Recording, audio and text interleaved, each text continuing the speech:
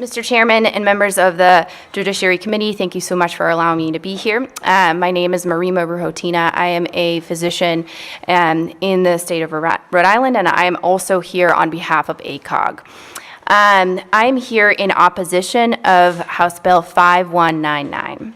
I think first and foremost, it is really unclear what the purpose of the bill is. If the purpose of the bill is to ban abortion at the detection of a fetal heartbeat, this is both unconstitutional and an unnecessary political interference in the practice of medicine.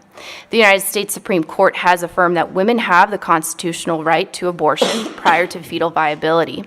This bill bans abortion long before the point of viability.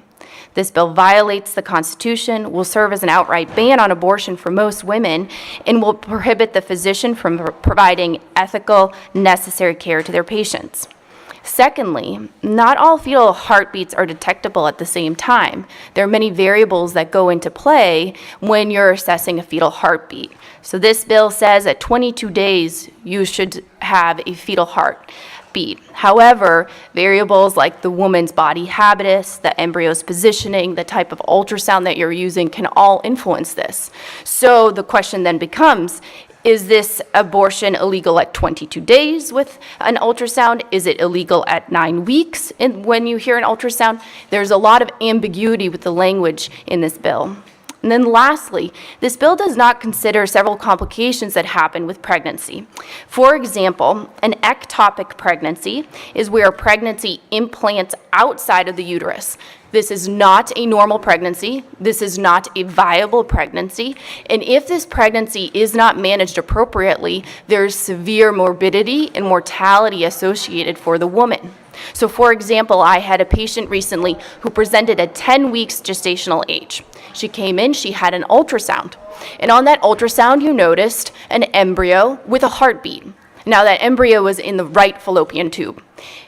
In order to provide the appropriate care for this patient, which is to have a surgery to remove that pregnancy, this bill would not allow me to do that. If you allow that pregnancy to continue, you can guarantee that that woman will have many complications and internal bleeding and possibly die from that.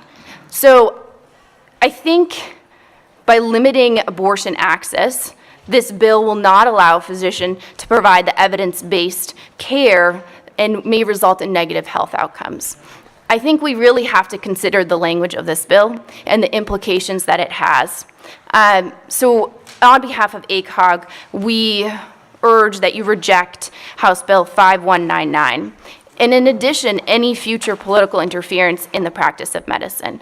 I think as ACOG has stated before, shared decision-making between patients and physicians must continue to rely on science, best practices, and individual needs to determine appropriate medical care without political interference. Thank you very much for your time.